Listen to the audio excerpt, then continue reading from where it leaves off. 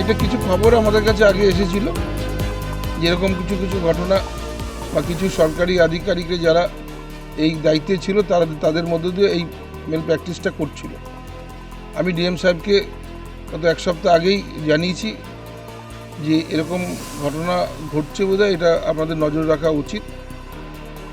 আমরা পেয়েছিও বেশ কিছু প্রকৃত বেনিফিশিয়ারিদের বঞ্চিত করে অন্য কিছু মানুষ তাদের নাম ঢুকিয়ে তাদেরকে এই বাড়ির টাকা পেমেন্ট করা হয়েছে।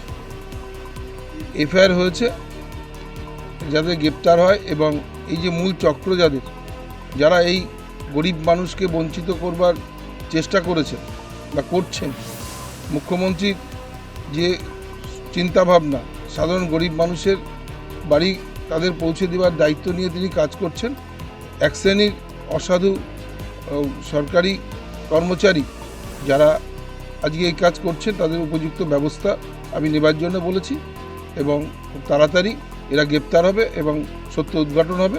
যারা যারা যুক্ত আছে এর মধ্যে তারা প্রত্যেকেই যাতে গ্রেপ্তার হয় এবং এই ধরনের ঘটনা যাতে পুনরাবৃত্তি না ঘটে তার ব্যবস্থা নেওয়ার জন্য আমি ইতিমধ্যে বলেছি।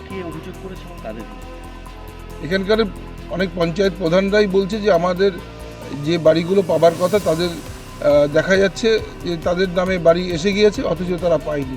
খোঁজ নিয়ে দেখা গেল যে অন্য পঞ্চায়েতে কেটে নিয়ে এরকম তারা করে দিয়েছে। এগুলো সরকারি কিছু আধিকারিকরা এই চক্রের সাথে যুক্ত না থাকলে সম্ভব নয়। দেখুন, এটা তো দীর্ঘদিনই পশ্চিমবঙ্গের একটা কালচার। ভারতীয় জনতা পার্টি এটা নিয়ে দীর্ঘদিন প্রতিবাদ করেছে, এখন আমরা করছি প্রতিবাদ।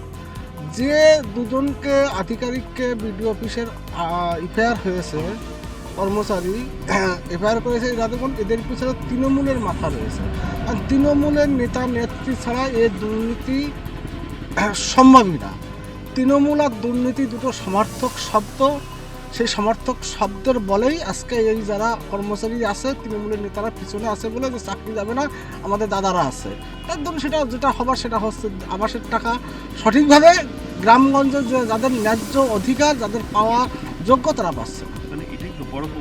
এটাই বড় দেখুন, দুর্নীতি যে আমি প্রথমেই বললাম তৃণমূল আর দুর্নীতি দুটো সমার্থক শব্দ।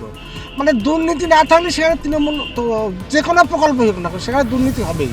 সেটা আমরা বারবার প্রতিবাদ করেছি, বারবার আমরা বলেছি, সেটা আবার প্রমাণিত হলো। ভিডিও যেহেতু এফআইআর করে সেটা আবার প্রমাণিত হলো। আবাস যোজনা দুর্নীতি হয়েছে, স্বয়ং ভিডিও বলছে, সারা পশ্চিমবঙ্গের মানুষ বলছে আবাস যোজনায় দুর্নীতি হয়েছে, সাধারণ মানুষ বলছে। আজকে ভিডিও বলছে, তার স্টাফের নামে কমপ্লেন করলো।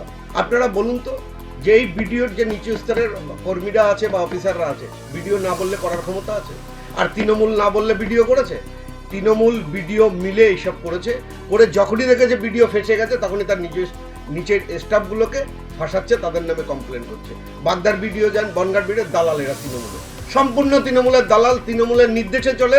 এখন যেহেতু ভিডিও ফেসে গেছে তার জন্য তার নিচু স্তরের কর্মীকে ফাঁসাচ্ছে নিজে বাঁচার জন্য। কর্মীরা জড়িত আছে, ভিডিওর নির্দেশে করেছে। এখন ভিডিও ফেসে গেছে বলে তাদেরকে বলির পাঠা করছে।